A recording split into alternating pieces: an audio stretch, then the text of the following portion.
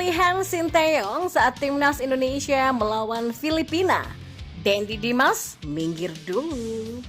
Informasi selanjutnya, tuntut Sinteyong minta maaf sebuah permintaan yang aneh dari Bung Toel. Yang terakhir, Rizky Ridho bertekad bayar kekalahan di kandang Irak dengan kemenangan di markas Filipina. Simak selengkapnya di sini bersama saya untuk Anda.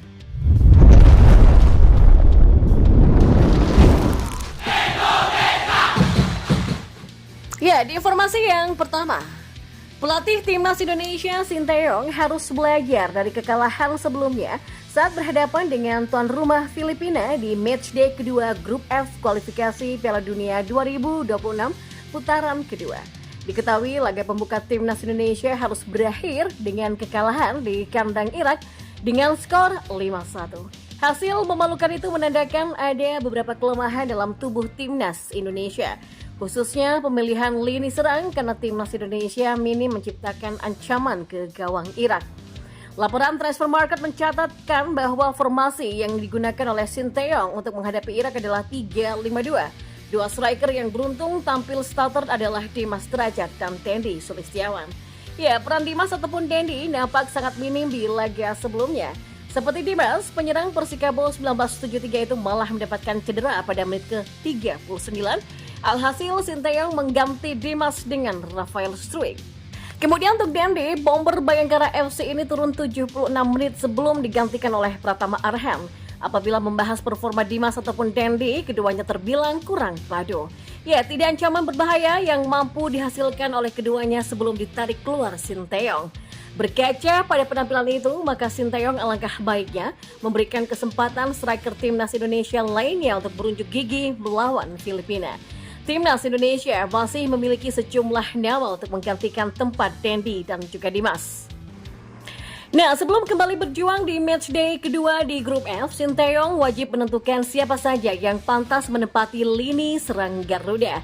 Jika tetap menggunakan formasi dua penyerang, maka posisi Dimas dapat diberikan kepada Rafael Struijk. Alasan kenapa Struijk layak turun starter, ia telah membuktikan di laga sebelumnya dengan mencetak 1 assist.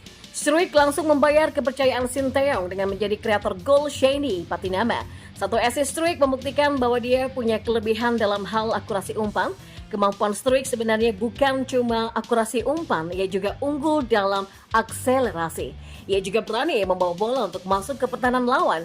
Akselerasi dan tusukan Struijk bisa kita lihat di beberapa pertandingan sebelumnya bersama timnas Indonesia. Kemudian membahas tandem Struijk atau pengganti sepadan untuk Dendi, nama Ramadan Sananta bisa menjadi kandidat terkuat. Sananta memiliki tipe bermain yang berbeda dengan Dendi. Bomber Persis Solo ini cenderung sebagai target man dan unggul dalam postur tubuhnya.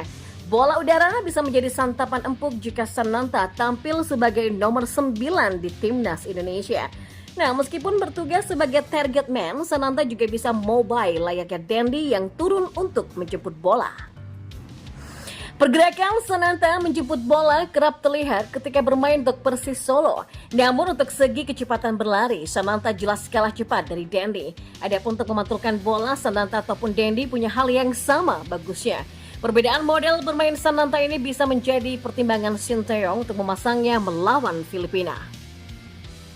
Menarik ditunggu akankah Sinteyong mengubah komposisi lini serangnya atau tetap masih mempercayakannya kepada dua nama sebelumnya di matchday kedua Grup F nanti. Terlepas siapa striker yang nantinya bermain, misi utama Sinteyong adalah membawa pulang kemenangan. Peluang timnas Indonesia untuk pesta kemenangan di Filipina sangatlah terbuka lebar. Ini mengingat hasil buruk juga menimpa Filipina ketika kalah di pertandingan pembuka melawan tamunya Vietnam dengan 2 gol tanpa balas. Sama-sama gagal di pertandingan pembuka, pertarungan Filipina versus timnas Indonesia pasti bakal berjalan dengan sengit.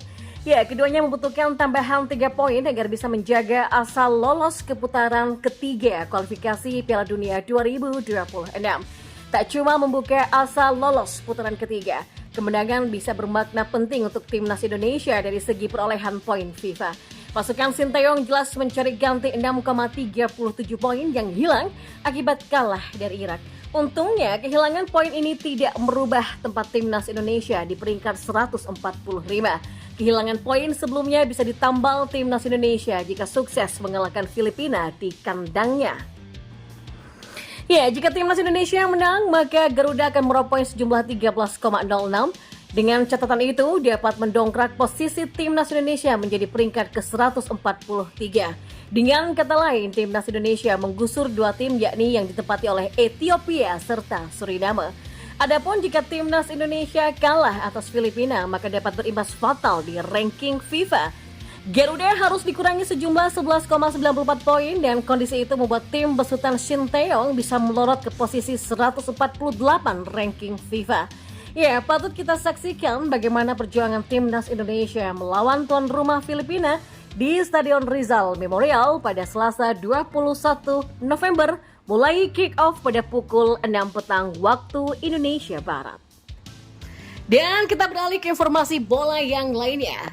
Pengamat sepak bola sekaligus komentator Tommy Welly mengeluarkan statement yang sangat aneh pasca mengetahui hasil pertandingan antara timnas Indonesia senior melawan Irak di babak kualifikasi Piala Dunia 2026 zona Asia putaran kedua. Pria yang akrab disapa dengan nama Bung Toel ini menuntut Sinteyong untuk meminta maaf kepada publik sepak bola nasional. Setidaknya terdapat dua alasan yang mendasari Bung Toel melontarkan tuntutan kepada Sinteyong untuk segera meminta maaf. Yang pertama adalah karena pelatih asal Korea Selatan tersebut tak pernah meminta maaf kepada publik, dan yang kedua karena pernyataan sang pelatih menjelang laga melawan Irak lalu. Selanjutnya, pria berkacamata itu juga mengaitkan tuntutan permintaan maaf dengan komentar sang pelatih sebelum pertandingan melawan tuan rumah Irak. Ketika meredam berarti memang targetnya tidak mengatasi tapi mencuri poin. Dia juga bilang Irak lebih tinggi ranking saja dari Indonesia, tapi di lapangan realitasnya berbeda, kata Bung Toel. Ya, sepertinya jika kita pikir-pikir, permintaan yang dilontarkan oleh Bung Toel ini terkesan aneh, bahkan sangat aneh. Dalam sejarah persepak bolaan dunia, mungkin bahkan tak ada pelatih yang punya kewajiban untuk menyampaikan ucapan permintaan maaf kepada para publik sepak bola setempat hanya karena komentar yang diberikan oleh sang pelatih jelang pertandingan berlangsung. Bahkan jika melihat perjalanan karir kepelatihan Sinteyong selama menangani timnas Indonesia, tak ada hal urgent yang mengharuskan mantan pelatih timnas Korea Selatan tersebut untuk meminta maaf kepada publik sepak bola tanah air. Terlebih selama melatih, Coach Shin juga tak pernah melakukan hal yang fatal dan merugikan timnas Indonesia. Jika hanya karena kekalahan telak atas Irak, Coach Shin harus meminta maaf, mungkin minta maaf terkait hasil, bukan minta maaf karena kinerja.